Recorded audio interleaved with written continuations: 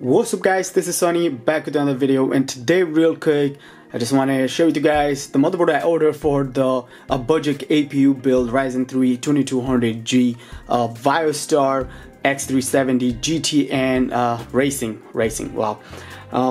Now I did use a Biostar motherboard before for like my mining rig, and I had some old Biostar motherboard laying around.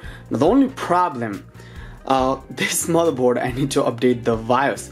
The reason I picked up this motherboard, I got a really good deal when I purchased this motherboard. It was open box, and I paid around $93 for this motherboard. Came with everything, and I think the retail price for this motherboard around $109. And I purchased this motherboard from Newegg. You guys can see I did install the Ryzen 3 CPU already, but there is a problem. So let's just set the motherboard on the side and show you guys what's in the box. What else in the box, matter of fact. Alright, just move this. So we have 4 SATA cables right here. It's really good because you can connect up to 4 hard drive with this motherboard.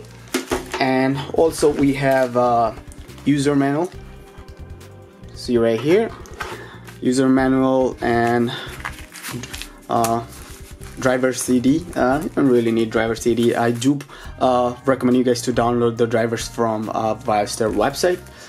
And also the user manual is really useful, you know, if you are having trouble with connecting like the front panel connector and stuff. So don't just throw away the user manual. Keep it, because you will need it when you connect the front panel connection and stuff. And there is an IO shield. So when I purchased this motherboard, basically this motherboard was I believe a return, like open box motherboard. That's the reason I paid around $93 for this motherboard.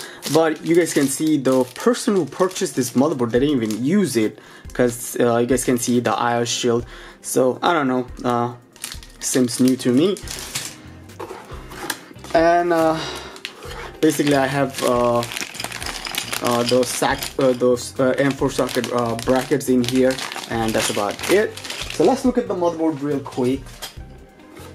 Let's just place the motherboard right top on the box. By the way, this motherboard comes with World of Tank game. I believe the code, you can use the code and download the game, but I think I didn't try, but I think the person who purchased before me, maybe they activated the code, but I'm gonna try anyway. I don't know, limited offer. So let's look at the motherboard real quick. Alright, right here. So the reason I picked up this motherboard over Gigabyte AV350 and gaming Wi-Fi motherboard, there is basically 2 reasons why I picked up this motherboard over the Gigabyte AV350 and motherboard. The first reason because of the layout. I really like the layout. The problem was with that I didn't like with the Gigabyte motherboard, the ITX motherboard. The front panel connection was right here. Also the 24 pin was on the top. I really didn't like the layout, and also the USB 3 connection was like somewhere here. So I didn't really like. So let's look at the IO real quick. So you guys can see comes with one PS2 port right here. I don't know why. I don't know if there's anyone use PS2, but PS2 port works really well. If you're planning on using this in like a mini server type, like Plex, or I don't know, people. I think there is a lot of people they do, like the PS2 ports. I don't know. I have no need for it, but does come with 4 USB 3. And then one USB 3.1 and a USB-C HDMI output and DVI output, and then the regular audio interface right here. Motherboard comes with 4 SATA 6 can see right here, USB 3 right down here. You can install 2 RAM stick, I think up to 32 gig, I'm not sure, but yeah, I think up to 32 gig. And then you have your regular 24 connection right here. And then motherboard does come with 2 fan headers. I know only 2 fan headers, but only reason because you definitely will install this motherboard in like a smaller case, and you can hardly install like 1 or 2 fan. So one fan header will go with the like for the CPU cooler, 1 fan header right here, and the other one for like the case fan. And then we have 2 RGB connection right here. Okay, so you can connect your RGBs here, and the CPU connector is a 4-pin CPU connector, so it's not 8-pin. The Gigabyte AB350N motherboard does come with like the 8-pin, but then again that's the AB350, and this one is the X370. So I'll see how well this motherboard overclock. And then the front panel connection is right here. Okay, overall, I personally like this motherboard. You guys may be thinking why I choose this motherboard over Gigabyte. I really didn't like the color scheme, that's one thing, and I wanted like all black motherboard, like an all black ITX motherboard, and this one I don't know, this one just catch my eyes, I don't know. And then this part right here, this heatsink does light up, I think, yeah, it does. So yeah, that's about it. And the downside, again, there is no Wi-Fi. So that's the only thing, that's the only part I didn't like about this motherboard, because the Gigabyte one does have Wi-Fi and this one doesn't. But again, I know I do use all my computer with the Ethernet connection, so I don't really, that really doesn't matter to me. But overall, guys, I think this motherboard does look really nice. There's one part I didn't like when I was installing the cooler, like it's kind of tight fit, like almost touches these right here, so you have to be careful so you don't knock this out.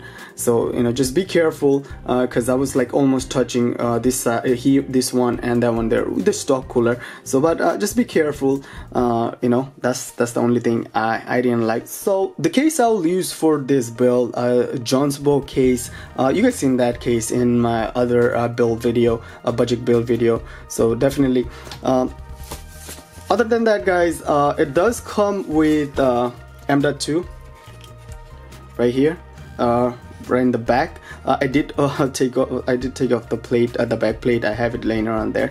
So yes, it does come with the M.2. So overall, I think it's a great looking motherboard if you guys are in a budget, and you can pick up this motherboard right now from Newegg open box, $93, and brand new I believe $99 or $109 somewhere there.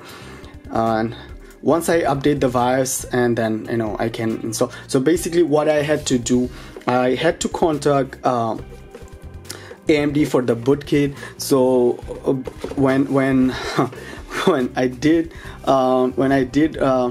contact them through their warranty support, they asked me to provide them proof of purchase. So they want the invoice receipt, and basically they wanted me to first contact Newegg and ask them to update. And so basically I called Newegg and I told them about the problem, and they're like, oh, they can't update the BIOS. Order for them to update the BIOS, they have to have the motherboard, and then the processing time will take a while. So then again, I asked them, can you send me an email, just mentioning that I did speak to you guys and you guys can update the BIOS. And then they sent me an email, so I had to send copy of that email, the invoice, picture of the CPU, picture of the box CPU and the motherboard to AMD for the boot kit. So hopefully they do send me the boot kit so I can show you guys how to upgrade the BIOS and install the CPU and then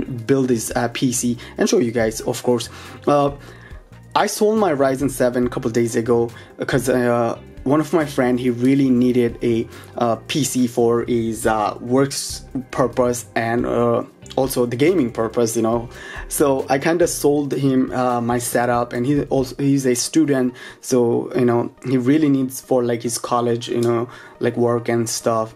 So I was like, you know what, I hooked him up. I didn't charge him a lot. I basically charged him for the parts, and that was it. So that's the reason I need a older gen Ryzen CPU so I can update this motherboard.